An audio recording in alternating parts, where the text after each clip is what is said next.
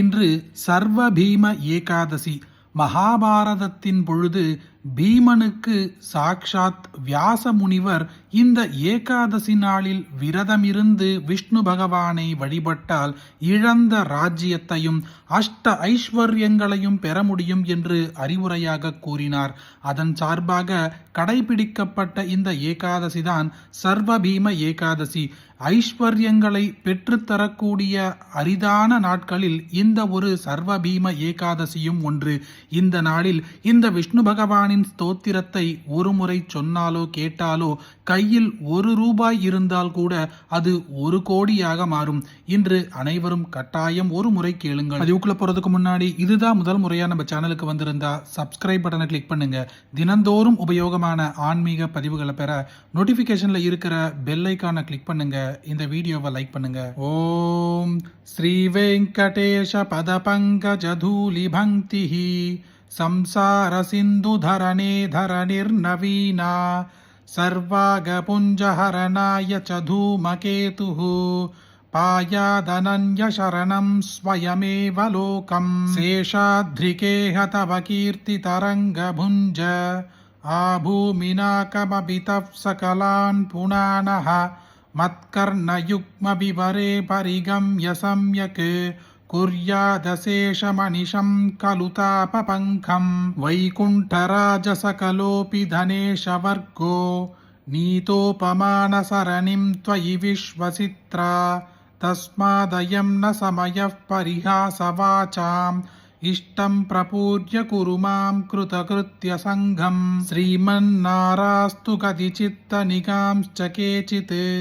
क्षोणीपतीन् गतिचितत्र च राजलोकान् आराधयन्तु मनशून्यमहं भवन्तं कल्याणलाभजननाय समर्थमेघं लक्ष्मीपतित्वमखिलेश तव प्रसिद्ध मत्र प्रसिद्धमवनौ मत किञ्चन त्वं तस्योभयोगकरणाय मया त्वया च कार्यः समागमयितं मनसि स्थितं मे शेषाद्रिनाथ भवतायमहं सनातः सत्यं वदामि भगवंस्तव नाथ एव तस्मात् कुरुष्व मतबीप्सितकृत्यजाल मे वत्वदीप्सितकृतौ तु भवान् समर्थः कृतो यथा भवसि तत्क्षणमेव भूपो रङ्गायते त्वमसि चेत् खलु दोषयुक्तः भूपायतेत निखिलश्रुतिवेद्यरङ्ग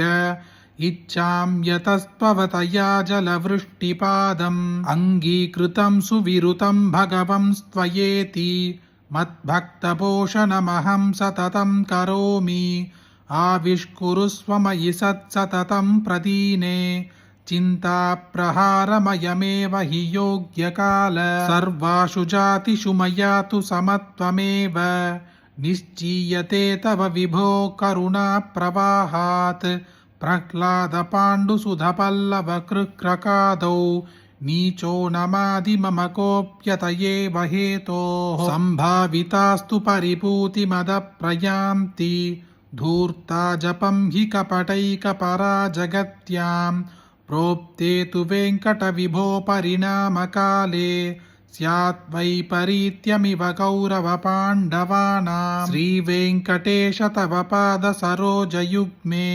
संसारदुःखशमनाय समर्पयामि भास्वत्सदष्टकमिदं रचितं प्रभाकरो अहमनिशं विनयेन युक्तः श्रीशालिवाहनशखे सरकाष्ठभूमि संख्यामितेत विजयापि तवत्सरेयम् श्रीकेशवात्मजेतं व्यतनोत्समल्पं ஸ்தோத்திரம் பிரபாகர இதி பிரதிதாபிதானா. இன்று ஏகாதசி நாளில் சுத்தபத்தமாக குளித்துவிட்டு உங்கள் பூஜை அறையில் ஒரு விளக்கை ஏற்றுங்கள். உங்கள் கையில் இருக்கும் ஒரு ₹1 நாணயத்தை எடுத்து அதற்கு மஞ்சள் குங்குமத்தை பூசி அதை பூஜை அறையில் விஷ்ணு பகவானின் படத்திற்கு முன்பாக வையுங்கள். அதன் பிற்பாடு இந்த ஸ்தோத்திரத்தை ஒரு முறை பக்தியோடு சொல்லுங்கள் அல்லது காதால் கேட்டால் கூட போதும்.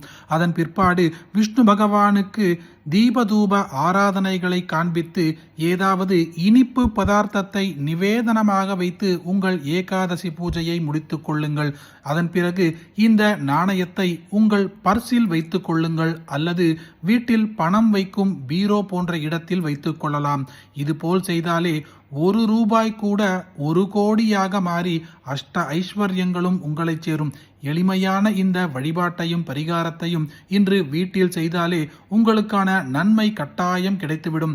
அப்படிப்பட்ட அற்புதமான இந்த பதிவை உங்களுக்கு தெரிஞ்ச எல்லாருக்கும் கட்டாயம் பகிருங்க. இந்த வீடியோவை லைக் பண்ணுங்க. நாளைக்கு மற்றொரு பதிவில் சந்திப்போம். ஹரி ஓம் மகா பெரியவா போற்றி.